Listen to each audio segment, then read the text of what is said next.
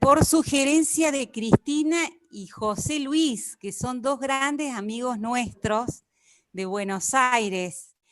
Ellos nos proponen hacer conocer el carisma de Chiara Lubich y nos dicen, hace falta la palabra de Chiara, la espiritualidad de la unidad, porque en estos tiempos tenemos que sobrellevar distintas situaciones. Este carisma, para quien no lo conoce, nace durante la Segunda Guerra Mundial y en este contexto, Chiara nos cuenta nuestros ideales, pequeños ideales, se fumaban. La voy a dejar a ella que les cuente en un videíto, un breve video de 3 minutos, de qué se trató esa experiencia de estos primeros tiempos.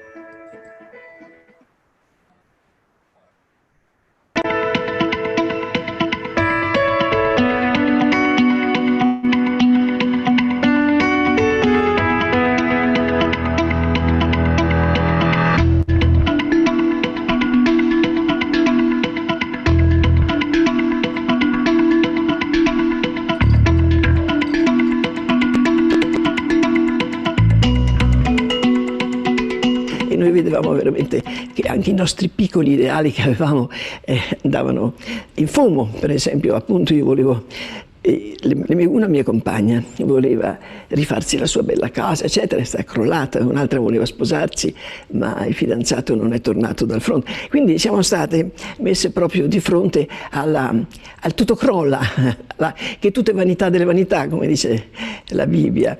Ecco, però io ho sentito dentro come qualcuno che mi dicesse ci sarà un ideale che non crolla, che nessuna bomba può far crollare, ci sarà. E l'ho detto alle mie compagne e io ho detto sì, c'è, è Dio. Dico, facciamo di Dio l'ideale della nostra vita. Dio che in quel momento lì, in un momento di guerra, che era frutto dell'odio, che era frutto del... Ecco, ci si è manifestato invece come amore.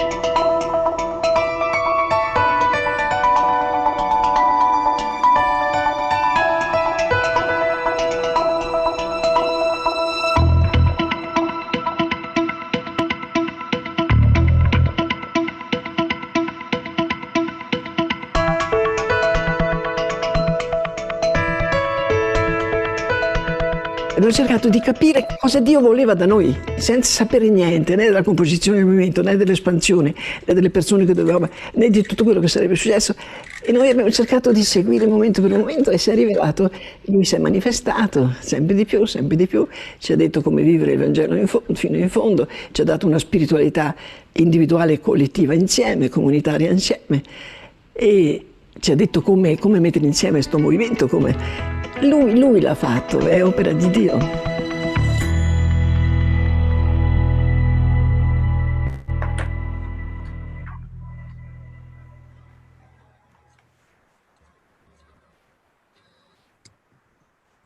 Bien, ahora nos trasladamos a Colombia, donde nos vamos a encontrar con Susana Nuin, una uruguaya, una gran amiga.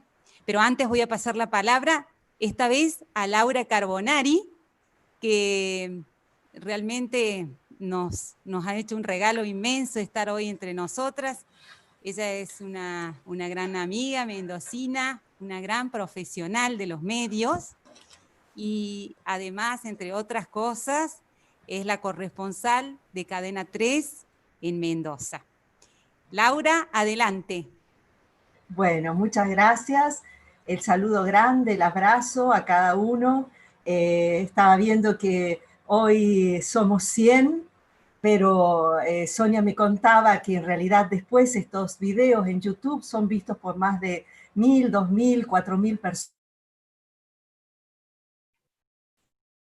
Entonces, con la mirada puesta en ese momento, en un momento que me parece que estamos entre el dolor y la gracia, muy fuerte para toda la humanidad, sintiéndonos realmente frente a esta realidad, ¿no? Que es de fragilidad, pero también constatando quizás con este Zoom y con tantos que ustedes seguramente están haciendo. Recién Susana me decías algo de un Zoom a otro, constatando más que nunca que realmente somos una sola familia, ¿no?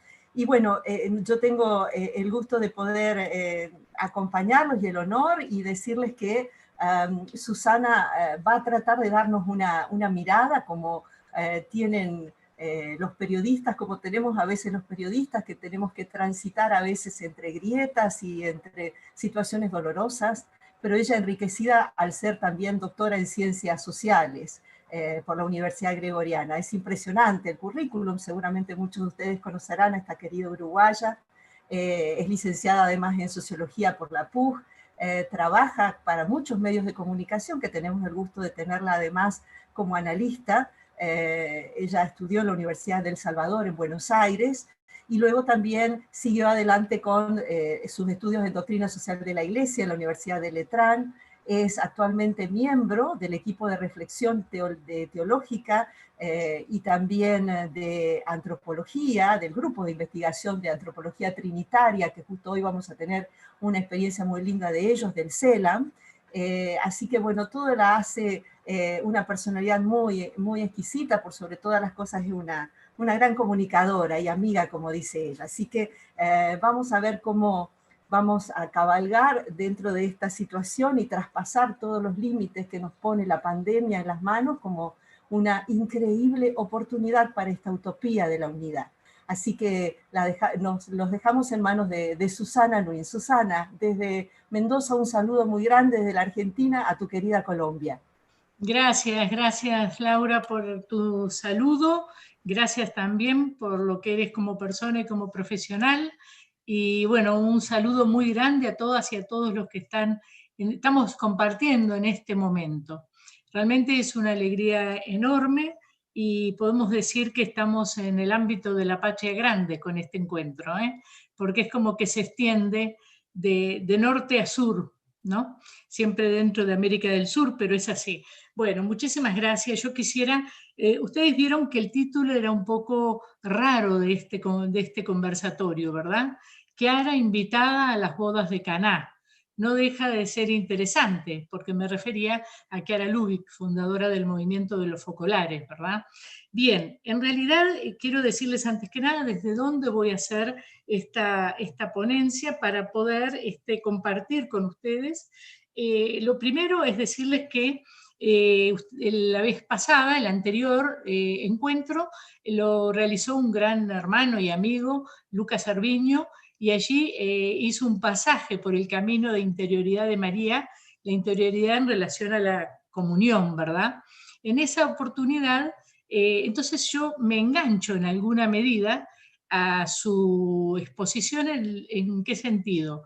En que vamos a seguir transitando un poco el camino de María, pero lo vamos a hacer desde otra plataforma, desde otro, digamos, escenario. Lo hizo desde la teología y yo lo voy a hacer en cambio más desde la teología pastoral, desde la doctrina social de la Iglesia y también desde la sociología. ¿Y qué vamos a hacer desde ahí? Vamos a mirar, digamos, al Evangelio, a María, y desde el carisma de la unidad, que es justamente la propuesta que ustedes han hecho con todos estos conversatorios, todos estos momentos de encuentro tan bien pensados por el equipo de Altagracia. Felicitaciones de paso al equipo de Altagracia. que realmente han tenido esta iniciativa tan buena. Entonces, bueno, quisiera por un lado decirles eso, por otro lado, también por qué Chiara invitada a las bodas de Caná, porque me parecía que en realidad era interesante, era bueno poder justamente en esta lectura desde el carisma, poder invitarla a Chiara a que nos ilustre también cómo transitó y cómo transita ella esta realidad de las bodas de Caná en la encarnación, en la vida misma. Por lo tanto, vamos a repartir, por un lado, algunos momentos que serán de reflexión, que será lo que trataré de ir desarrollando junto con ustedes. Por otro lado, un monólogo dialógico con Chiara. Vamos a ver cómo nos acompaña concretamente en esta tarde. Y después, además, tendremos la oportunidad de compartir 3 experiencias que unen un poco lo que estamos diciendo con la realidad en totalidad, ¿verdad? Ayer, invitando a alguien de ustedes acá presente a este momento, me escribió y me dice, ¿cómo me hubiera gustado que me invitaran a las bodas de Caná? Y yo digo, bueno, pero qué oportunidad, mañana vení, que allá vamos todos a las bodas de Caná y con Chiara. ¿Cuál es el problema? Nosotros, la gran belleza del Evangelio es justamente la posibilidad que nos da de entrar y dejarnos abrazar por él, por el Evangelio, por la palabra, y en ese abrazo vivirlo desde adentro, no vivirlo como algo que nos cuentan o como algo que pasó, ¿verdad? Sino vivirlo justamente desde adentro. Bueno, entonces, en esto que estamos transitando, vamos ahora a lo que sería el primer milagro de Jesús, que es justamente en las bodas de Caná. ¿Qué pasa allí? Vamos a ir recorriendo paso a paso. Si en este encuentro hubiese alguien que no es, digamos, cristiano, porque las bodas de Caná las encontramos en el ámbito cristiano, si no es alguien cristiano, no se preocupen, van a ir descubriendo el pasaje a medida que lo vamos transitando, ¿de acuerdo? Nos sirve de iluminación para justamente guiar un poco por dónde vamos. En primer lugar, vamos a ver que qué interesante que Jesús y María se van de fiesta, se van de rumba, dirían acá en Colombia, se van a un casamiento. A mí me parece muy interesante, porque a veces parecería que las cosas de Dios son solo para el templo o para determinadas actitudes o posiciones o situaciones. En cambio, Jesús y María se van a la rumba de un casamiento, se van a la fiesta, a celebrar un casamiento. Ya eso nos pone en el mundo, nos pone en la realidad de que no están en casa ni en el templo, ¿verdad? Bien, creo que no es secundario, a decir la verdad. Y después van a esta fiesta y, bueno, se ve que Jesús ahí se mezcló en la fiesta, desapareció, se despegó un poco de María y ya era grande como para hacerlo. Y María queda por su lado, digamos, siguiendo la fiesta, el proceder de la fiesta. A mí me parece que el primer elemento que podemos ver es justamente que ahí María se detiene.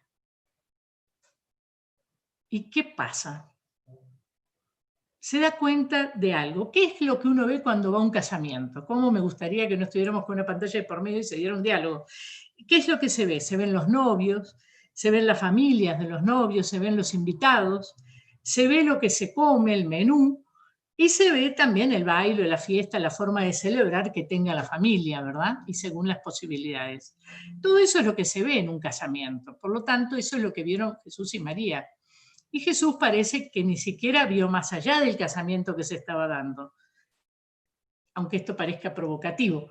En realidad, se daba la fiesta, y en este darse la fiesta, María ve. ¿Qué ve? Ve la necesidad, tiene la atención puesta en una necesidad de ese evento en la sociedad, en el mundo. Ese evento que era un casamiento. Podemos decir el vino no es esencial para vivir, los mendocinos se morirían sin el vino, pero digamos que no podemos llegar a decir, Laura se ríe, pero es verdad, podemos llegar a decir eso. Pero en realidad, para un casamiento era vital el elemento de festejo, el licor, dirían para estos lados, aquello que hace celebración. Por lo tanto, lo que ella ve y comprende es la realidad, es una necesidad. Bien, esto me parece que ya marca comprender la realidad a partir de una necesidad, como muy importante. En este comprender la necesidad desde una realidad, ¿qué hace María?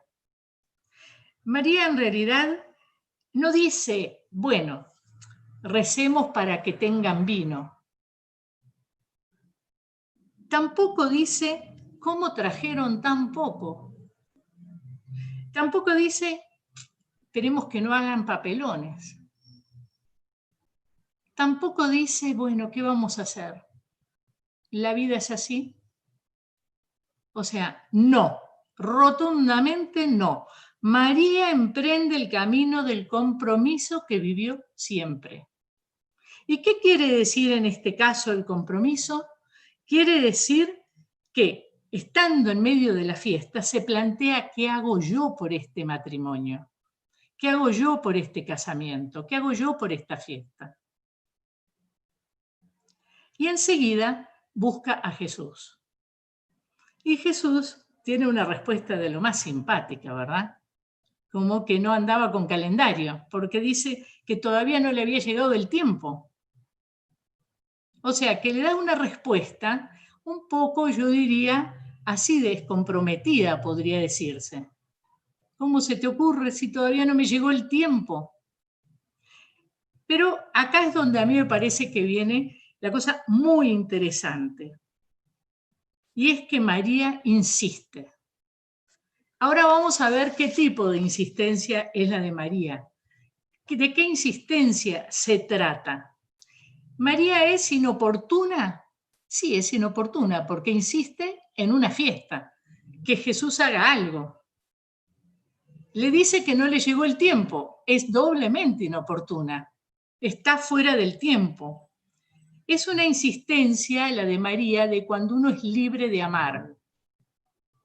Y entonces no está atado a los códigos, ni a las estructuras, ni a todo aquello que nos ata muchas veces de poder amar a el Dios que vive en las personas.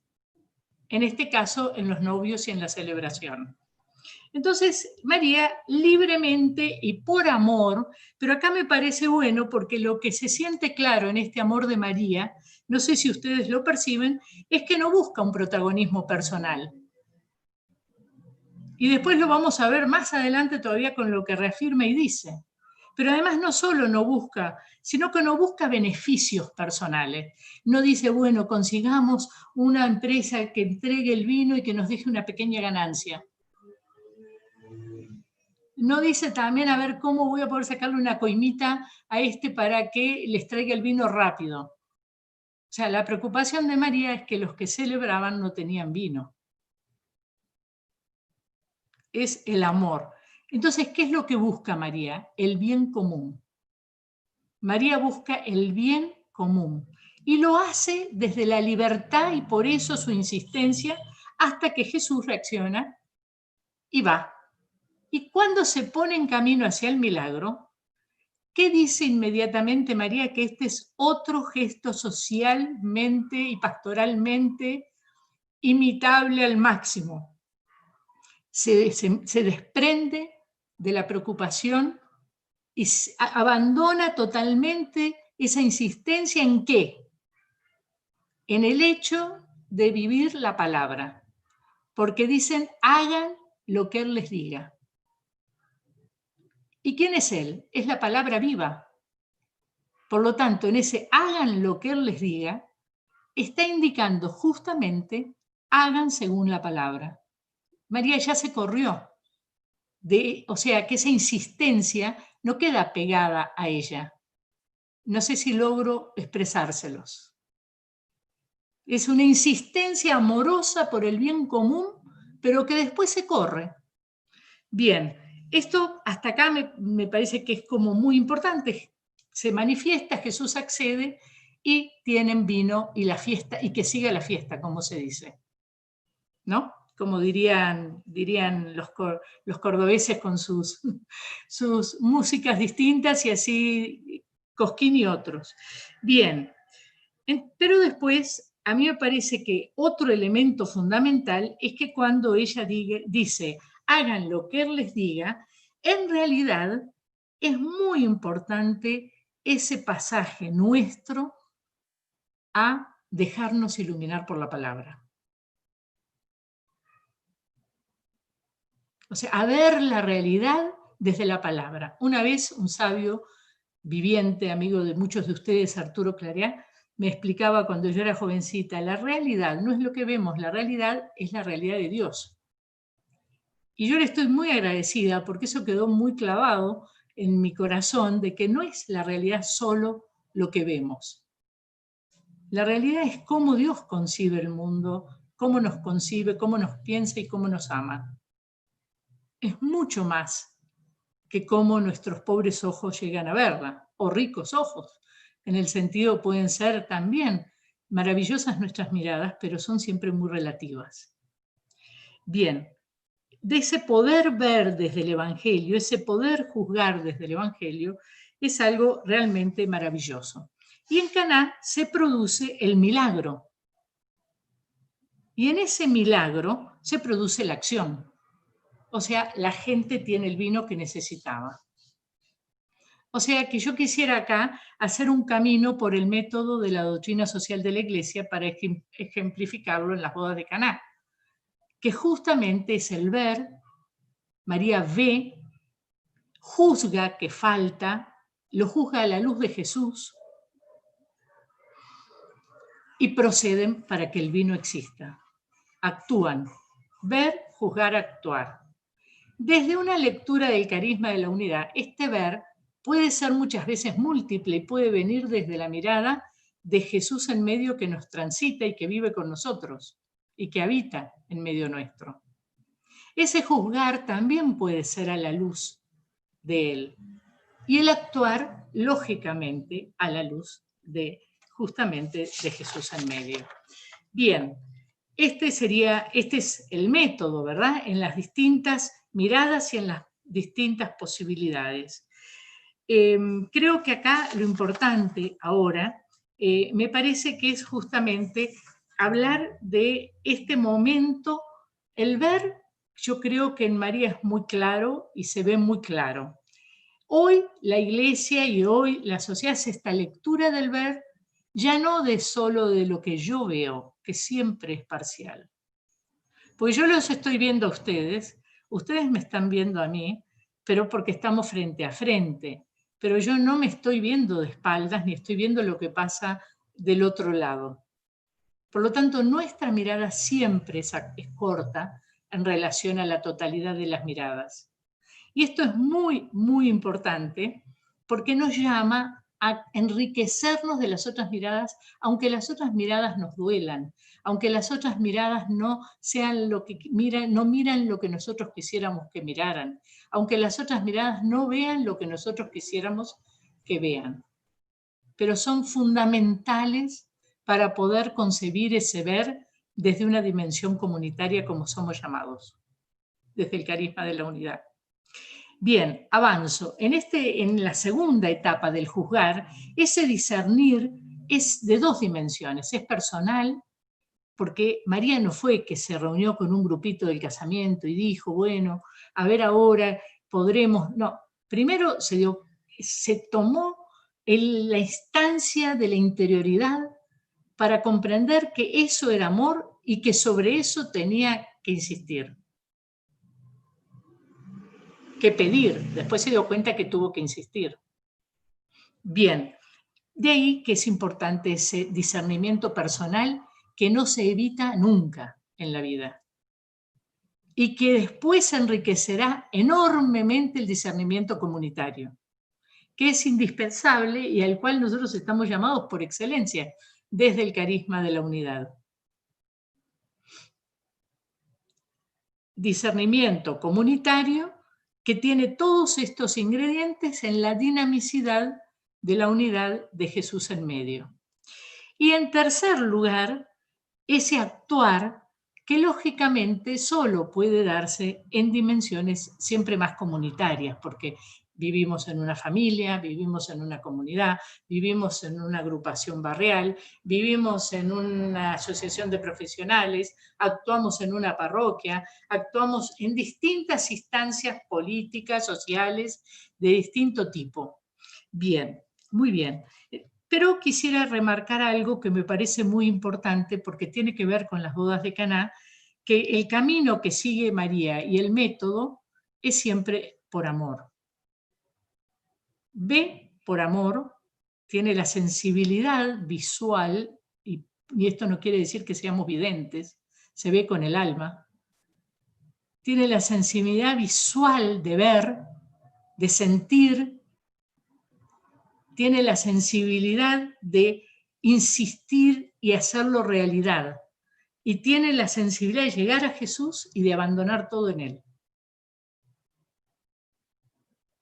Entonces, ese camino es muy importante, porque muchas veces podemos llegar a obtener los fines que queremos, pero descuidamos el camino, y a veces pasamos por encima de medio mundo, y a veces no nos importan los medios para llegar a un fin. Y no nos damos cuenta que el medio y el fin son caminos de coherencia, son caminos fundamentales y fundamentalmente unidos. Ahora vamos a ir yendo hacia, digamos, por qué nos parece importante que todo esto se dé en un marco de contemplación. Y ustedes dirán, ¿pero qué tiene que ver la contemplación con la acción? Cuando nos dijiste que en realidad la propuesta al empezar iba a pasar por la doctrina social de la Iglesia, iba a pasar por la pastoral, por una teología pastoral, iba a pasar por la sociología. ¿Qué tiene que ver con la contemplación? Sin embargo, la propuesta de una mística que nos hace Chiara, a la cual estamos llamados todos, Chiara Lubick, es la propuesta de la mística de ojos abiertos. Es la propuesta de una mística capaz de contemplar por dónde Dios está pasando en la historia. O sea, Dios no está pasando solamente por nosotros, Dios no está pasando solamente por nuestra comunidad, Dios no está pasando solamente por el templo, Dios no está pasando solamente por la gente que piensa como yo, Dios está pasando en la historia constante y permanentemente. Soy yo que tengo que tener ojos para contemplar por dónde Dios está pasando en la historia. Y quizás está pasando por los lugares que menos me parecería. Y quizás está pasando por los lugares que me parecen casi contrarios. Y quizás está pasando por lugares insólitos. Pero Dios está presente, camina en la historia, vive en la historia, y a nosotros nos toca tener ojos de resurrección para poder verlo, para poder apreciarlo, para poder amarlo. Pero también nos toca contemplar. Cuando sea media hora, Sonia, ¿me podés avisar? Gracias. Para poder contemplarlo, para poder también apreciarlo, también contemplarlo en el dolor. O sea, hay una contemplación. Les voy a decir rápidamente una experiencia que hice una vez. Estaba en Paraguay para un congreso en un hotel así como de campo muy bonito, sobrio, pero lleno de flores como es Paraguay, lleno de ese verde que te abraza, hermoso, tranquila, trabajando. Y en la mañana había tenido varios encuentros muy duros con personas que me contaban la realidad de las amenazas sobre el acuífero guaraní, porque es un portento de agua dulce para la humanidad, ¿no? Es un gran reservorio de agua dulce para la humanidad. Entonces ahí hay guerrillas, simulacro, hay tenencias, hay robo de tierras, hay muerte de campesinos. Y yo estaba en este hotel y empecé a recordar todo lo que esta persona me había contado, y por más que estaba en un ambiente que era como un pequeño paraíso de bonito, sobrio, nada costoso, lleno de plantas, me empezaron a rodar las lágrimas por la cara. Y fui evocando toda la conversación con esta persona, y realmente les aseguro que fue un momento muy, muy duro de mi vida, pues yo dije, pero ¿yo qué hago? Me sentí tan impotente, me sentí tan limitada, pero al mismo tiempo sentí el dolor de ese hermoso y amoroso pueblo paraguayo, que es algo maravilloso. Y yo digo, pero el de todos los pueblos, porque así me tocó ir a Haití, saber que abajo tenían oro y que está explotado por una misma fundación que les hace beneficencia, y así les puedo contar tantas cosas dolorosas, junto con tantas lindas. Necesitaríamos 2 o 3 conversatorios. Pero concretamente fue tan fuerte porque en el momento que pude abrazar en esa contemplación ese dolor, yendo a fondo, pero a fondo quiere decir siendo uno con ese dolor, sentí que Dios adentro mío me decía, pero la resurrección tiene que estar en ti. Tú eres la resurrección para los demás. Esto es muy fuerte y me dio una nueva dimensión de la contemplación de Jesús abandonado. Se contempla, pero nosotros nos tenemos que volver en cada circunstancia de la vida resurrección para los demás. Si no, podemos volvernos más lamentela, podemos volvernos más dolor, más tragicidad. En cambio, podemos ser resurrección para los demás. Desde ese momento, también en el juzgar es necesaria una mirada de contemplación. Contemplar el Evangelio, lo que decíamos antes, invitarnos a meternos adentro del Evangelio, a que nos abrace, a que la palabra nos abrace en el sentido de decir, pero yo estoy ahí, yo estaba bajo el árbol de Zaqueo y qué cosa, me rompe el oído escuchar decir que va a dar 3 veces más de lo que le sacó a la gente. Eso me fascina, me enamora. O me enamora que dice, ¿cómo los van a dejar ir con hambre? Denle ustedes de comer, pero no sean vagos. Porque los discípulos dicen, mandémoslo rapidito que no hay comida para tantos acá. No, pero te fascina ese Jesús que dice, no, denle ustedes de comer. Yo siento que dejarnos enamorar por la palabra, dejarnos enamorar, contemplar la palabra y meternos adentro cada mañana en la misa, en cada momento que meditamos la palabra, tener el coraje de meternos en la escena, tener el coraje de sentir que estamos ahí cuando la otra le dice, pero dame aunque sean las miguitas. Y Jesús dice, pero ¿de qué? ¿Cómo me hablas de las miguitas? Y le insiste tanto hasta que es un triunfo de la fe y del diálogo. Entonces yo digo, nosotros interpelamos al Evangelio, nos dejamos interpelar, lo contemplamos. Bueno, y la tercera es el actuar, ¿verdad? Que justamente me parece para mí siempre me llama la conversión este pasaje de los panes y los peces. Yo digo siempre, pongamos los panes y los peces sobre la mesa y ahí veremos los milagros, pero el tema es que hay que ponerlos. El tema es que son los talentos, son las capacidades, son las ideas, son las propuestas, son los proyectos, son también los fracasos, porque se aprende mucho de los fracasos. Son tantas cosas, pero pongamos nuestros peces y nuestros panes sobre la mesa de manera de que Él pueda hacer el milagro y que lo podamos contemplar también en esa dimensión. Y Él hace el milagro, ¿verdad? Bien, vamos entonces, digamos, a la realidad también de las bodas de Caná. Hoy nosotros estamos en la sociedad, estamos en las bodas de Caná, estamos en la rumba del mundo, digamos, para decirlo con términos colombianos. Estamos en la realidad que nos toca bailar. Perfecto. Y entonces, ¿estamos convencidos que Él camina con nosotros? ¿Estamos convencidos que así como estuvo en las bodas de Caná, está con nosotros en la fábrica, está con nosotros en el estudio, está con nosotros ahora dentro de casa en la pandemia, está con nosotros en la cantidad de situaciones impresionantes que se viven con esta pandemia y novedosas también? Estamos convencidas también que Él responde hoy como respondió en Caná. ¿O nos parece que lo de Caná fue una historia? ¿O es una historia para contar? ¿O la vivimos a diario? Bueno, ahora yo quisiera darle pie a la invitada de esta cena, porque, digamos, hablar siempre nosotros y que la invitada no hable, y ustedes dirán, vamos a ver un video, vamos a escuchar una carta, o vamos a ver con qué sale Susana. Vamos a hacer un monólogo con Chiara, un monólogo dialógico. ¿Qué les parece? Chiara está con nosotros y nosotros entonces vamos a preguntarle también cómo ella ha vivido las bodas de Caná y las vive. ¿Cómo? Susi, quedan 5 minutos. Ok, vamos rápido entonces. Por suerte la entrevistada es veloz y ágil.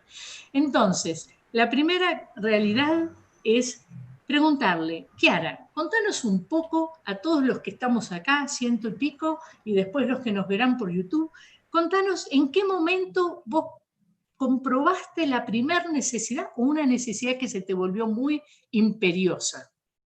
Bueno, yo puedo decir que en Trento, cuando sentí que tenía que seguir este movimiento, que tenía que empezar a nacer el movimiento, y dejé a mis padres con las mochilas, sufriendo tremendamente el desprendimiento de ellos, en ese momento me encuentro con una mujer que me dice que 4 de su familia lo habían matado, habían muerto. Ahí yo sentí la necesidad de amar el dolor del otro como algo superior a mi propio dolor. Gracias, Chiara, menos mal que sos breve. Vamos al otro. Contanos también cómo fue que te resolviste a ir a Fonten. ¿Qué idea loca te dio por ir a Fonten? ¿Cuándo te sentaste en una mesa a pensar de ir a Fonten?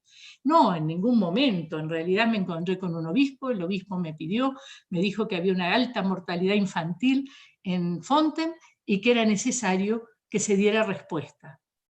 Ay, entonces, ¿qué pasó allí? Y allí fuimos, fuimos con los demás focolarinos, focolarinas, con todo el movimiento YEN, y ¿qué pasó? Y cambió la realidad. Claro que cambió y se volvió una transformación real de evangelización social integral. Bien, ¿y tendrás algún otro elemento que nos cuentes así donde sentiste la necesidad tan profunda como María en las bodas de Caná? ¿Qué nos cuentas? Bueno, les podría contar, por ejemplo, cuando llegué a Brasil y pude ver de cerca las favelas y sentí que las coronas de espinas me urgía en el corazón y comprendí esa frase de la corona de espinas de los pobres que rodean la ciudad y me di cuenta que la posibilidad de dar respuesta era la economía de comunión. Chiara, y una última, porque Laura ya nos está señalizando que se nos acaba el tiempo, ¿por qué no nos contás un poquito alguna otra? Bueno, cuando fuimos dándonos cuenta que realmente es necesaria que la dimensión de la política, el amor de los amores, envuelva al mundo porque es necesaria la fraternidad universal de la familia humana, bueno, ahí, ante esa necesidad, nació también la respuesta del MPPU, Movimiento Político por la Unidad. Que hará una preguntita. Así, además de la necesidad, ¿qué otras cosas viste? Y fue un discernimiento personal, sin duda, porque si bien las manifestaciones de Dios siempre casi eran tan potentes que hasta casi parecía que a veces a uno lo aplastaban, siempre pude ver todo con Jesús en medio. Que haré una pregunta más. Esas realidades que tú viste proféticas, ¿te parece que además de proféticas son transformadoras de la realidad?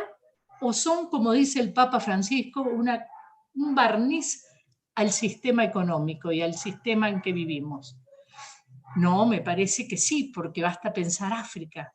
¿Cuántos niños se salvaron en África? ¿Qué realidad surgió a partir de la economía de comunión? ¿Y qué realidad va tejiéndose entre los pueblos con la política?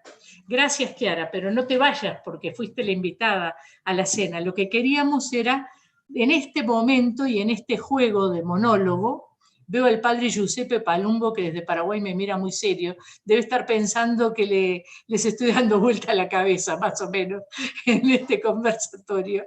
Entonces, padre, no dije ninguna herejía, ¿verdad? Eso es para relajarnos un poco, porque si no estamos muy serios. Bueno, entonces, concretamente, nosotros vemos que en la vida de Chiara Lubich, las bodas de Caná fueron una realidad encarnada. Vio la necesidad, discernió a la luz del discernimiento personal y comunitario y lo hizo junto con muchos otros realidad.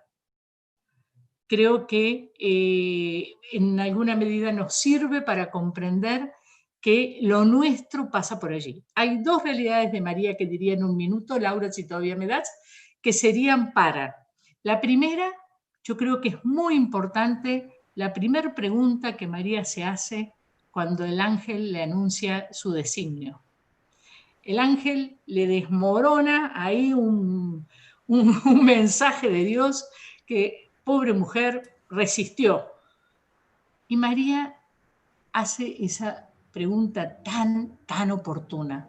¿Cómo podrá suceder esto? Es la que nosotros creo que nos debemos hacer todos. ¿Cómo podrá suceder esto? Y es la pregunta que debería venir inmediatamente después que vemos la necesidad y que nos tenemos que poner en marcha. ¿Cómo podrá suceder esto? Pero creo que ese cómo no es tanto de pensar me faltan 5 ladrillos, me faltan tantas bolsas para llevar, me faltan tantas cosas para hacer, la universidad. No, es más bien cómo Dios quiere que yo haga esto. ¿Cómo Dios quiere que hagamos esto? Es como una pregunta muy profunda que nos debe transitar permanentemente. Y la segunda es un poco en relación al Magnificat. Fíjense que ahí también se repite el mismo hecho. María va por una necesidad, porque Isabel estaba esperando al niño, va a ayudarla, va a acompañarla, va por una necesidad. Allí se da un gran encuentro donde Jesús estalla de alegría entre ellas, Jesús en medio, y después esa profecía, esa carta profética y magna que es el Magnificat, ¿verdad? Que no nos da ahora el tiempo para poder analizarla paso a paso, pero que también en alguna medida es más, digamos, rápidamente elocuente que las bodas de Caná, que son sucesos de hechos. En cambio, lo otro expresa en palabras lo que fue. Laura. Gracias. Gracias, Susana. Realmente nos quedamos no solamente con la pregunta de cómo podrá suceder esto, sino ahora, al ver las experiencias que va a presentar Susana, que de alguna manera van encarnando todo esto que acabamos de escuchar, realmente con una claridad impresionante, sintiéndonos afortunados por haber estado escuchándola a Susana, les pedimos que también vayan haciendo las preguntas que a ustedes les hayan surgido a lo largo de lo que Susana nos ha estado diciendo, para que de esta manera las vamos ordenando y vamos a tener la posibilidad de preguntarle a Susana y poder ahondar, por ejemplo, esto que ella decía de actuar frente a las necesidades que cada uno de nosotros tenemos. Saludo a todos los que se van sumando de Chile, de distintos lugares también de nuestra Latinoamérica, de Bolivia, de Perú. Si les parece bien, vamos ahora a escuchar los testimonios y las experiencias, Susi, que tenés ya listas. La primera sería de un centro de doctrina social de la Iglesia conformado por el movimiento de los focolares, el movimiento de Schoenstatt y el movimiento de la Palabra de Dios. La cuenta un abogado del movimiento de la Palabra de Dios, Gustavo Vivona, y bueno, es algo que nos ha llamado y nos ha visto desde la primera hora en su fundación, junto con Cecilia Dilayo, Pablo Blanco, Juan Esteban Valderrein y algunos otros. Y también Julio Ruiz, que está por ahí. Buenas tardes, mi nombre es Gustavo Vivona, formo parte del centro que tiene como finalidad difundir la enseñanza social de la Iglesia a la luz particularmente de lo que son los nuevos carismas en este tiempo, ¿no?, de la Iglesia, ya que está integrada por miembros de distintos movimientos eclesiales, entre otros. Su origen se remonta a una época difícil de la realidad de nuestro país, Argentina, cuando en el año 2001-2002 estábamos atravesando serias dificultades económicas y sociales, y miembros de distintos lugares de iglesia nos reunimos, nos convocamos para ver cómo podíamos dar respuesta a este acontecer social. Vimos la gran necesidad que había en formación, en todo lo que tiene que ver con la formación social, política, y que la doctrina social de la iglesia tiene realmente todo un volumen de experiencias, de contenidos que no podíamos desperdiciar y que teníamos también que ir actualizando juntos. Así fue que fuimos desarrollando este proyecto al que se fueron sumando otros de otros lugares, de otras instituciones, y se fueron sumando algunas personas como el padre Juan Carlos Escanone, que para nosotros ha sido un maestro, alguien que nos ha guiado, que nos ha animado particularmente y al que recordamos con mucho cariño. Y así es que, bueno, fuimos desarrollando esta realidad que hoy tiene concretamente el desarrollo de cursos, de conversatorios, de distintas instancias pedagógicas que buscan, a partir de esta novedad de los carismas, donde María particularmente está muy presente y yo siento lo particular que nos acompaña muy de cerca, a desarrollar una metodología, un modo de transmitir este anuncio de la palabra, particularmente en el aspecto social, poniendo el acento en una formación integral. Es decir, donde podamos tener presente a toda la persona, tanto en su realidad más material, corporal, intelectual, como también en su desarrollo espiritual, en esa capacidad que tiene de trascender y construir con otros, ser con otros, ¿no? Esta es la experiencia que estamos teniendo, que seguimos desarrollando, a la que vemos que el Espíritu Santo nos impulsa y a la cual no podemos negarle nuestro aporte, nuestro talento, aquello que Dios nos ha dado para que en este tiempo también tan particular podamos construir juntos un mundo más fraterno y más solidario, porque de esto se trata, ¿no? Esta decimos que también es nuestra finalidad, poder construir un mundo donde, bueno, el día de mañana cuando Jesús venga, vea algo que sea lo más parecido a ese reino de Dios que quiere instalarse en esta tierra. Los miembros fundadores del CLADES son miembros del movimiento de los focolares, de Schoenstatt y de la Palabra de Dios. Estos tres movimientos de alguna manera se encuentran representados desde la fundación en el CLADES.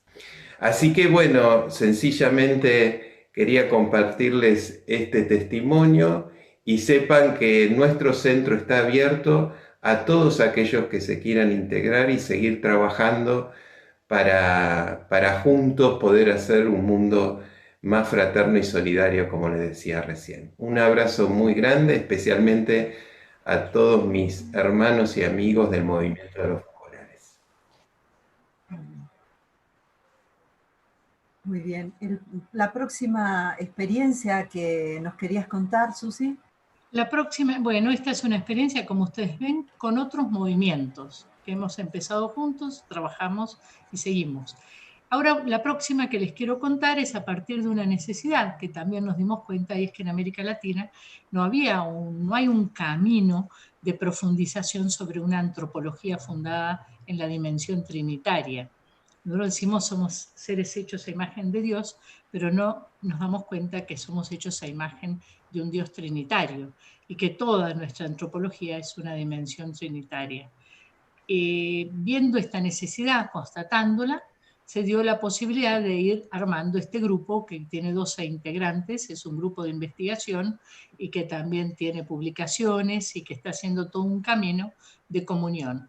Entonces, si les parece, vamos a Costa Rica, donde Cristina Ventura, rectora de la Universidad de La Salle, nos cuenta, digamos, un poquito cómo está conformado ese grupo de múltiples, diversos, distintos.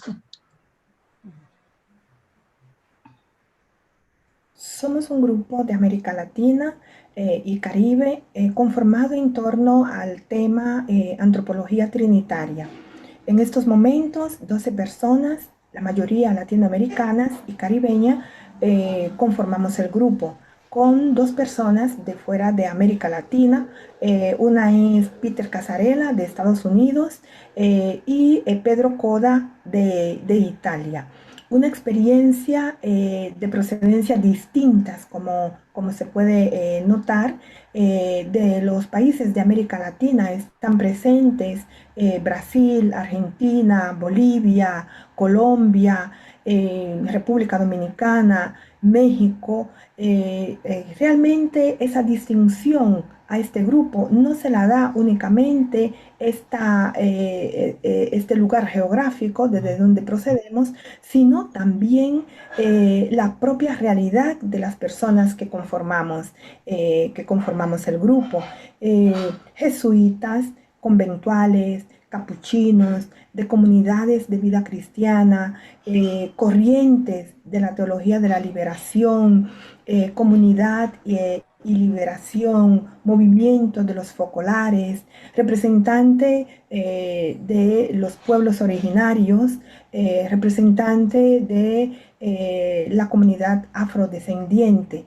Esa particularidad de este grupo hace que realmente se viva una realidad desde una experiencia intercultural de vida distinta que nos dice, nos confirma que es posible la comunión, pero también que es posible un diálogo pericorético en el cual cada uno mira al otro, se compenetra con el otro, se encuentra con el otro y juntos formamos parte de la gran familia trinitaria, con la conciencia de que hacemos parte de la casa común.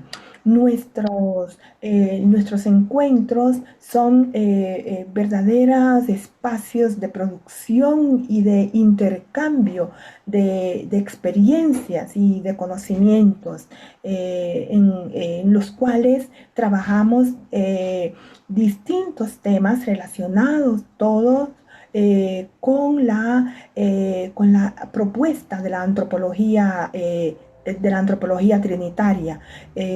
Pero no solo nos quedamos en el diálogo fructífero que acontece en esos encuentros, sino que también se registran en diversas publicaciones disponibles para todo el público y principalmente desde nuestra linda y fructífera relación que tenemos con el Consejo Latinoamericano de Obispos. Hermosa la experiencia, ¿no? De la antropología trinitaria. Después sería lindo también poder contar un poco más de esa mirada, ¿no?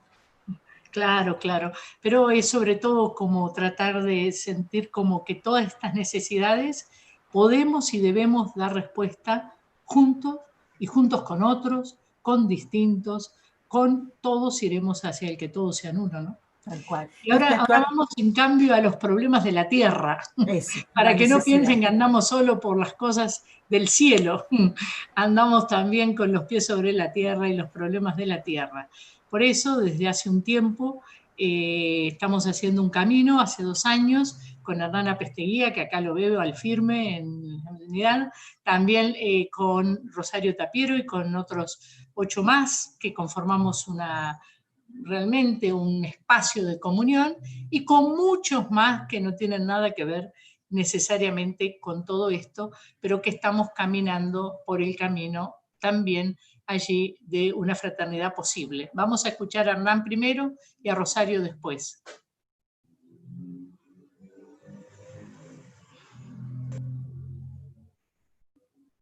Ciclo ya me... relación al programa Tierras, que básicamente era poner juntas a personas que estuvieran trabajando en distribución de tierras, en permitir el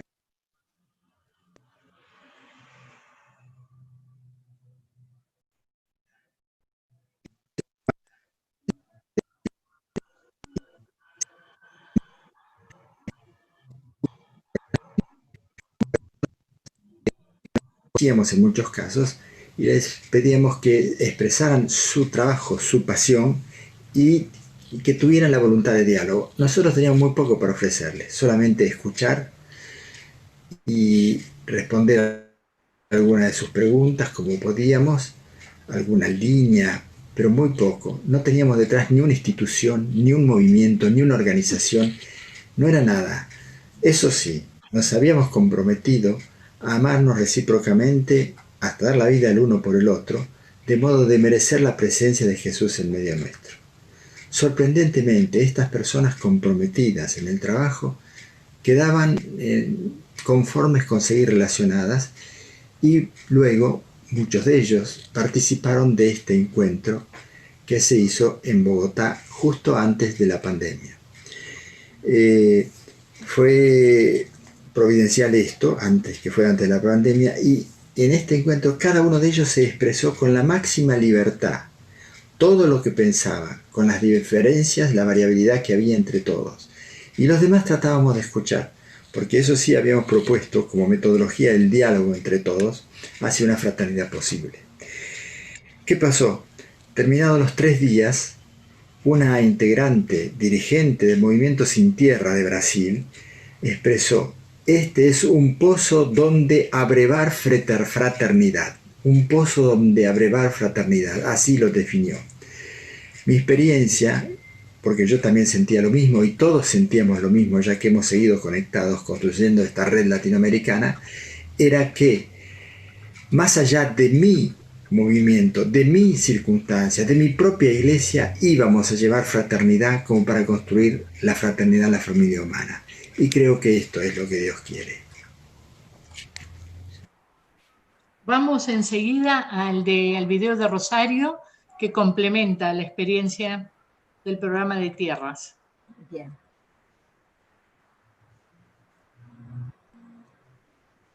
Buenas tardes, soy Rosario Tapiero, panameña, abogada. Junto con Hernán y Susana fui convocada en este espacio del Programa Latinoamericano de Tierras con una particular inclinación a la justicia restaurativa, que es uno de los ejes del programa. No puedo no resaltar que este programa nació como respuesta a una necesidad, sensibilidad y visión carismática de Chiara, signada por una injusticia estructural. A través del recorrido por América Latina se puede constatar las llagas enormes que la aquejan y nos sentimos llamados a intentar dar una respuesta, intentar accionar, hacer resurrección. Pasaron ya 2 años de este camino de consolidación y, además de la célula que constituimos Hernán y Susana, sentimos la necesidad de ampliar esta voz de Jesús en medio y tenemos una célula compuesta por 10 integrantes, incluidos nosotros, de variados países.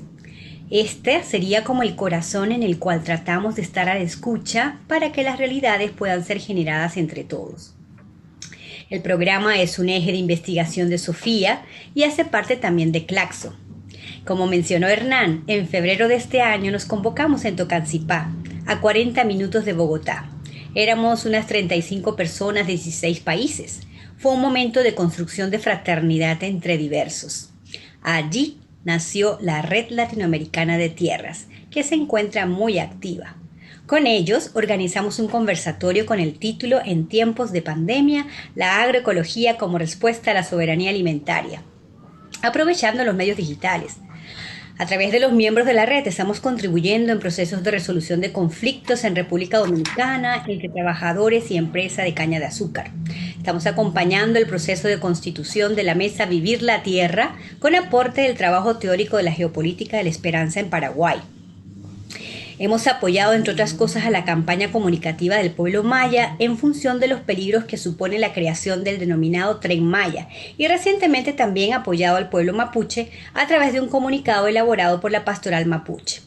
Igualmente está en camino todo un trabajo de denuncia de los asesinatos a los líderes campesinos. Estamos trabajando en la construcción de jornadas con la temática ¿Es posible el diálogo y la convivencia entre la agroecología y el agronegocio frente a las urgencias de los pueblos de América Latina? Un verdadero desafío. Realmente constato diariamente que este programa lo lleva adelante Jesús en Medio.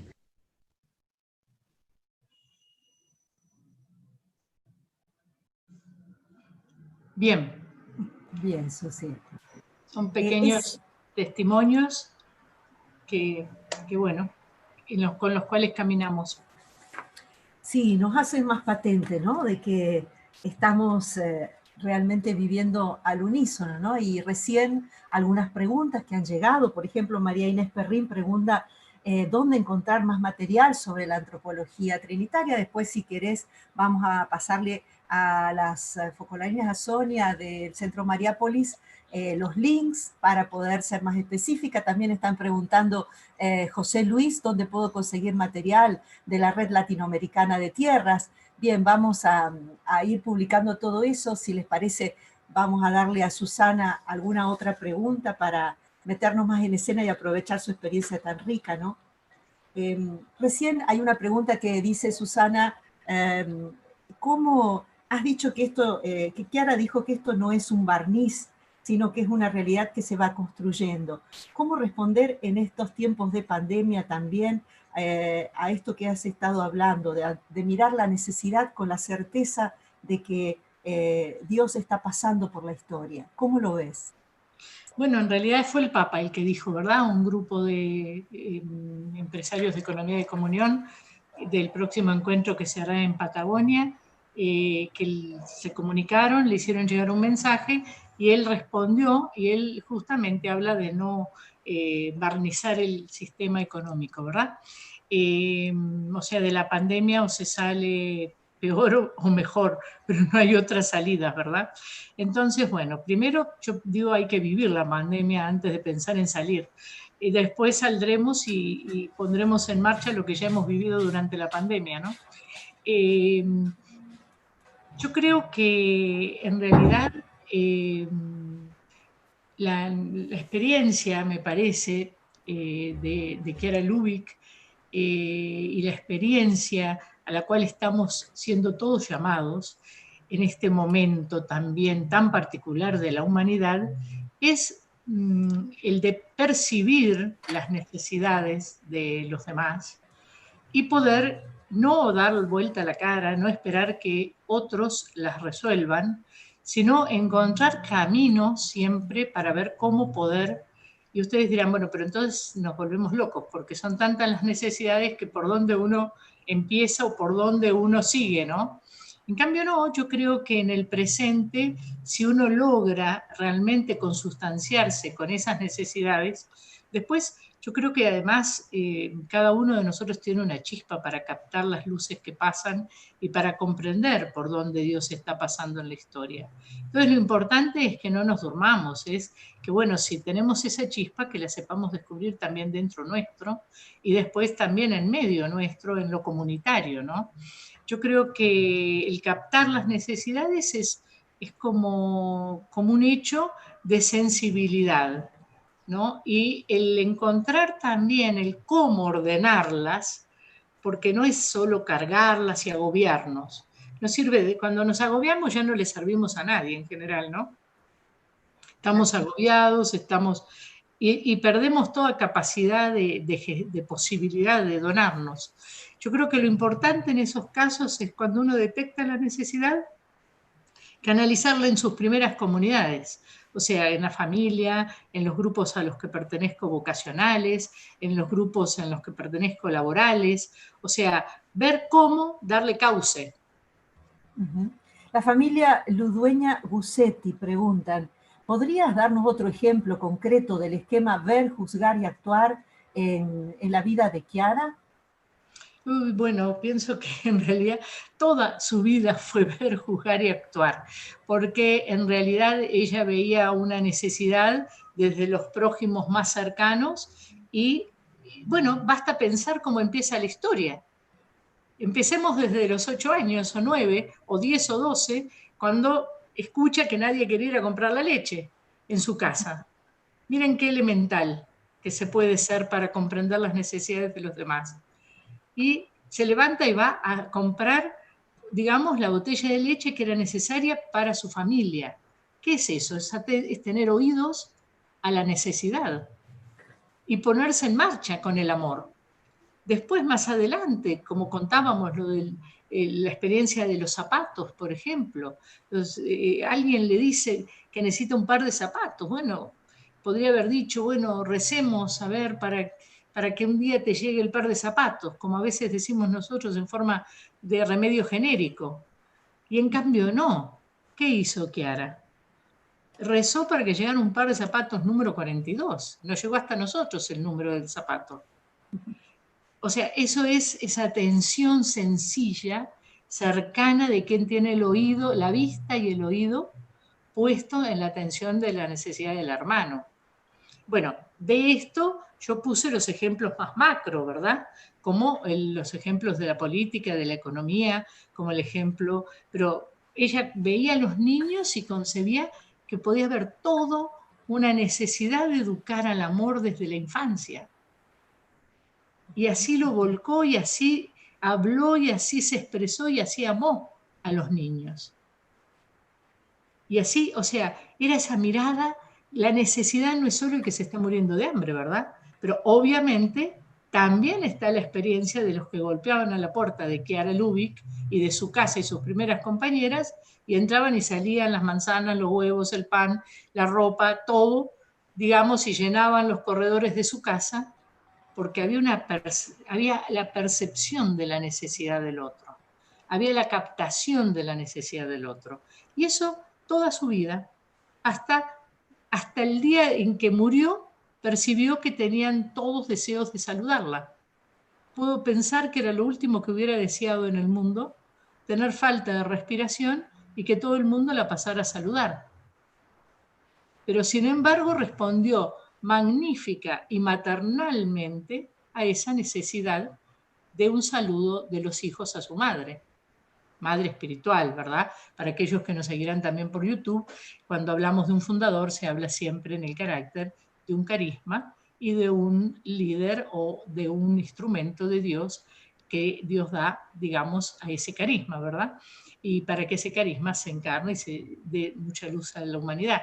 Pero hay una maternidad espiritual de los hijos que siguen un carisma, sea de un varón, San Ignacio, los jesuitas, San Francisco para los franciscanos, y así sucesivamente, de la misma manera. Digo, a mí me hizo mucha impresión, porque digo, ¿cómo captó la necesidad de un pueblo de gente que quería saludarla en el lecho de muerte? Hay un comentario y una pregunta de Julio Ruiz. Dice, no tener miedo al que dirán, no tener miedo a las reglas de juego, a cambiarlas. En la Laudato Si, el Papa añade un cuarto momento, el celebrar. Dice que lo ha escuchado con la gente de medio ambiente. ¿Esto es así en la Laudato Si? Sí, el Papa es así, enriquece el método ver, juzgar y actuar, que se enriquece hoy de distintas maneras, porque está también el celebrar, por ejemplo, el documento de Aparecida se abre con una celebración, desde la alegría, ¿no?, del mensaje recibido. Es así, el método ver, juzgar y actuar tiene como todas estas posibilidades también. Lo central son los 3 ejes, pero el celebrar es parte de esa vida que se reconoce de la palabra, de esa actuación profética y también transformadora. Es así, Julio, y realmente el celebrar es muy importante. Yo cada vez más me doy cuenta que en la vida, cuando nosotros celebramos, es porque somos agradecidos. Y si somos agradecidos es porque nos damos cuenta que recibimos muchos dones de los otros, de los hermanos, de las comunidades, de donde vivimos, donde actuamos, donde trabajamos. Y el agradecimiento es algo extraordinario, porque nos permite celebrar despegándonos de nosotros mismos. O sea, nos permite celebrar con una madurez distinta, como se diría, poniendo un ejemplo muy elemental, la diferencia entre el carozo y el durazno, ¿no? O sea, cuando uno celebra es porque ya está más allá. Puede ser que sucedan tantas cosas en un día, pero cuando uno llega a la noche y agradece y celebra, quiere decir que algo puede despegarse de sí mismo para abrirse a los demás. Bien, Mabel pregunta, hablaste del Magnificat como otro de los momentos fuertes de María, igual que las bodas de Caná. ¿Podrías explicar un poco más? Sí, bueno, pero creo que en sí el Magnífica es muy, muy claro, por eso tomé más las bodas de Caná, porque ahí se cuenta más como una fotografía las bodas de Caná. En cambio, el Magnífica es una declaración, no cabe duda de lo que dice, ¿verdad? Entonces me pareció más útil lo otro, pero voy sobre el Magnificat. O sea, yo creo que el Magnificat se dice siempre que es también la vivencia de María de la Palabra. O sea, porque en realidad el canto que hace allí María es un canto que recoge también la tradición y que recoge también el universo del Antiguo Testamento, ¿no? Y que lo manifiesta potentemente a partir justamente de la novedad que lleva en su seno. Entonces, por un lado, esto que decíamos antes, María se pone en camino. Me acuerdo siempre que Jorge Afani, otro amigo grande de muchos de ustedes, sin duda, el doctor Jorge Afani, que había recorrido mucho Tierra Santa, me contaba y me decía, en realidad caminó bastante para llegar a lo de Isabel. Fue bastante, le debe haber sido bastante molesto, embarazada, ir hasta allá. Y fue por una necesidad, ¿verdad? Fue para acompañarla, fue para servirla, fue para amarla. Yo creo que acá me viene una cosa que es importante. Yo creo que la necesidad va muy del brazo o de la mano del servicio. Cuando nuestra vida está puesta al servicio, está en donación, somos más, es como que tuviéramos los lentes justos para ver las necesidades de los demás. Cuando digamos, es como que en alguna medida los lentes se vuelven más nítidos para poder captar las necesidades, para poder captar el pasaje de Dios en la historia. Y ella va por un servicio, va por una necesidad. Y allí se da algo extraordinario, que es este encuentro con Isabel, que en realidad es un encuentro de pueblo, es un encuentro de afectos, es un encuentro intenso de exultación de Dios, es un encuentro de reconocimiento recíproco. Esto a mí me parece muy importante, porque ustedes vieron las experiencias anteriores, son todas hechas con personas de distintos frentes, un poco con flores de distintos jardines, un poco esa historia de mirar a todas las flores, ¿verdad? Y bueno, en alguna medida hay un reconocimiento extraordinario de María a Elizabeth y de Elizabeth a María. En ese reconocimiento está ese vibrar que hoy se habla tan fuertemente de la interculturalidad. Yo reconozco a los demás pueblos, reconozco a los demás hermanos, reconozco a mis compañeros de trabajo, reconozco a las personas con las que vivo o las conozco y las soporto. O sea, el reconocer es realmente una nueva que se está instalando cada vez más dimensión del vivir y generar, digamos, espacios comunionales, de comunión. Bueno, el encuentro es maravilloso, un Dios que exulta entre ellas, o sea, ahí es realmente una presencia de Jesús en medio de ellas muy fuerte, donde María, fíjense que muchas veces se habla del silencio de María, y yo me acuerdo mucho que Chiara Lubich en distintos momentos habla de la carta magna del Magnífica. O sea, el Magnífica dice un poquito lo que no se anima a decir nadie después. O sea, el Magnífica ubica a cada uno según la suerte del amor en el Evangelio. Entonces, y del compromiso. Entonces, en alguna medida, es realmente una carta de la doctrina social de la Iglesia, de la teología pastoral. ¿Por qué? Porque justamente es como reinvertir la marcha de una forma de concebir la vida y la sociedad inclusive. Hay muchas preguntas. Una, si puedes decir en alguna frase Has hablado de ver, discernir, pero ¿cómo hacer frente a los medios de comunicación y los intereses que hay detrás en este medio de esta pandemia? De Susana Cutropia. Agustín y Patricia Maizón dice juzgar sin empañar con nuestra humanidad. ¿Cómo hacer para discernir? La junto porque son quizás los dos. Bueno, te agradecen desde Rosario, Argentina, la excelente exposición.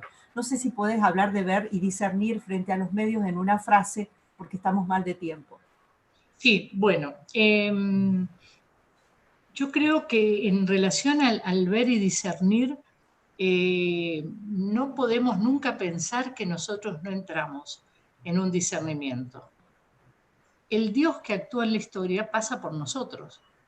Si no hubiera mandado mensajes satelitales, Dios no se hubiera encarnado, si no, Dios nos hubiera hecho ángeles, pero sobre todo siempre me hace mucha impresión que Jesús eligió encarnarse, tener un cuerpo, tener una patria, tener una madre, tener, digamos, una casa, tener amigos, tener una comunidad que lo acompañaba. Entonces, ¿qué quiere decir eso? Que su misma encarnación pasa por una humanidad, o sea, pasa por una realidad también corporal. Por lo tanto, en la percepción, en nuestras trayectorias, en nuestras historias, no podemos prescindir que ese discernimiento va a ser absolutamente puritano, neutro y sin ningún tipo de contaminación de nuestra persona.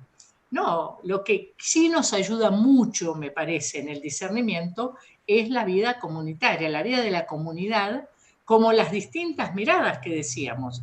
Justamente las distintas miradas nos ofrecen la oportunidad de poder ver con mirada mucho más clara, de poder ser mucho más claros y más nítidos en concebir las cosas y en cómo vivirlas. Es importante quizás... Lo de los medios. Exacto, los medios de comunicación frente a la pandemia y frente a la situación. Los medios de comunicación son un tema fabuloso, merecerían un conversatorio. Los medios de comunicación habría que ver en qué pasaje del Evangelio lo podemos analizar, pero en realidad son un gran temón porque los medios de comunicación, como veníamos diciendo recién, no son ni neutros, ni son imparciales, ni dejan de responder a grandes sectores, a grandes intereses, a grandes financiaciones. Hoy han hecho un dineral de plata con la pandemia, porque obviamente están unidos a los grupos digitales, están unidos a los grupos de internet, están unidos a todo. Digo esto y espero que Zoom nos tenga una mirada misericordiosa, porque en mi caso hace 2 años que lo uso, así que no fui fruto de la pandemia, pero de todas maneras, concretamente los medios yo creo que allí es muy importante tratar de buscar las fuentes. Saben, yo creo que en los momentos de incertidumbre las personas tenemos necesidad de agarrarnos de algo firme y buscamos en lo que venga, pero al buscar en lo que venga no buscamos en lo esencial. Entonces vamos y leemos qué dijo Caracol para Colombia, qué dijo La Nación para Argentina, qué dijo Clarín, qué dijo Página 12, digo para decir todos y que no piensen que me quedo con algunos, qué dijo fulanito, qué dijo menganito y qué dijo el Mercurio o qué dijo, no sé, y así sucesivamente. Yo creería que realmente no podemos ir al son de los medios de comunicación. No quiero con esto tirar abajo el trabajo maravilloso de Laura Carbonari que nos acompaña. Simplemente lo que quiero decir con esto es que esto sucede y nosotros tenemos que saber que ellos responden a grandes empresas con grandes intereses y que generan, digamos, formas de concebir, formas de pensar y que nos van sin querer, por ejemplo, la pandemia, la impresionante información que recibimos fue una pan de información. Y no aprendimos más qué es el virus a partir de ahí. Simplemente nos avasalló Y en el primer momento no se sabía dónde se estaba parado. Tampoco ahora sabemos dónde estamos parados en relación a la pandemia, pero al menos los meses nos van decantando que estamos adentro de casa, que estamos haciendo esto, que estamos haciendo lo otro, que estamos pudiendo cambiar de ruta, que estamos pudiendo tomar otra ruta, que estamos pudiendo hacer elecciones nuevas, que estamos pudiendo concebir la vida distinta, que estamos, o sea, todo ese camino lo tenemos que transitar. Los medios de comunicación, yo diría, buscar lo más posible las fuentes, dialogar mucho con personas que, aunque a veces la diferencia nos lastima, a veces la diferencia del otro parece papel de lija, pero en realidad porque nos raspa, ¿verdad? Pero no es así. La otra mirada, la mirada del otro siempre me está dando algo que yo no tengo. Siempre me está aportando, siempre me está modificando, siempre me está, yo diría, modelando. Y puede ser que me duela, ¿eh? Entonces, pasar también ahí por lo comunitario en formas amplias. Cuando yo hablo de lo comunitario cristiano, pero también de lo sociológico de Bauman, de la concepción de comunidad, de que estamos llamados a ser comunidad social, humana, fraterna. Entonces, digo, busquemos instancias donde limar, donde poder purificar nuestras miradas, también yendo a la fuente, sino comprando cualquier paquete. Gracias, Susana. Sí, también un aporte. Estamos en un momento en donde las redes funcionan a full. Muchos periodistas tienen redes, manejan redes, y a veces eso también nos permite salirnos de los intereses de los grandes grupos y contestar en forma personal. Y eso también ha sido bueno porque también ayuda a tener un acercamiento. Pido disculpas, pero bueno, hay tantas cosas hermosas. Verónica Ortega, ella dice que María hacia y desde Jesús es la respuesta de cómo lograr la unidad en el mundo. Todas las preguntas, Susana, te las vamos a pasar para que puedas contestarlas y publicarlas en el Facebook del Centro Mariápolis, si te parece bien, porque hay muchísimas preguntas y estamos ya en el tiempo.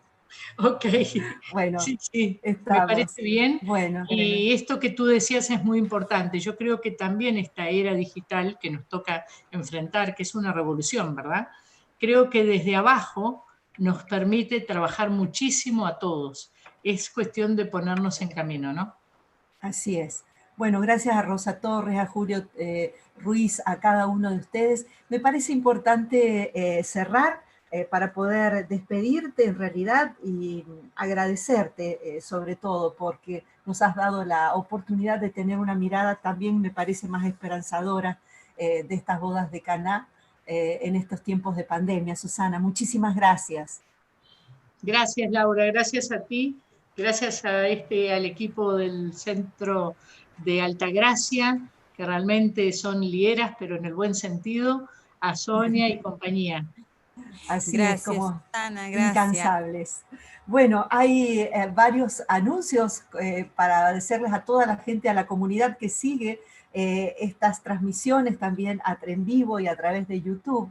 Y es que si la pandemia, y vamos a ver si la vacuna lo permite, hay una invitación del Centro Mariápolis de Altagracia para que la gente se anote, los que ya están anotados pueden seguir tranquilos, pero se pueden inscribirse. Hay un sorteo muy importante para hacer. Bueno, Sonia nos va a contar de qué se trata y cuál es el premio. Bueno, en realidad la idea es hacer un sorteo con todas las personas que se inscriban. Vuelvo a repetir, las que ya se inscribieron no hace falta que lo hagan porque ya están en la lista. Y al final de este ciclo vamos a hacer este gran sorteo entre todos, un poco como un... En octubre, ¿no? Broche de oro. Ahí estamos, retomando a ver si conseguimos. Hoy nos decían... Premium, gracias, para que puedan venir acá de estadía, ¿no es cierto? Eso. Así es, como en octubre decíamos, ¿no? Aproximadamente, el sorteo. El final de este ciclo está previsto para los primeros días de octubre, sí. Ahí está, perfecto. Hay una invitación de Carlos Mana, no sé si está Carlitos ahí comunicado para decirnos la próxima reflexión e invitarnos ya para poder agendarlo. Carlos, ¿estás ahí?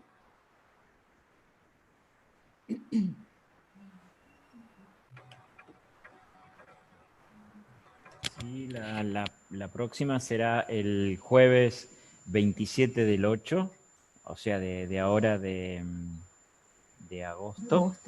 Y será María Florencia de Carlini, recuperar nuestro vínculo con la naturaleza a través de la encíclica Laudato Si.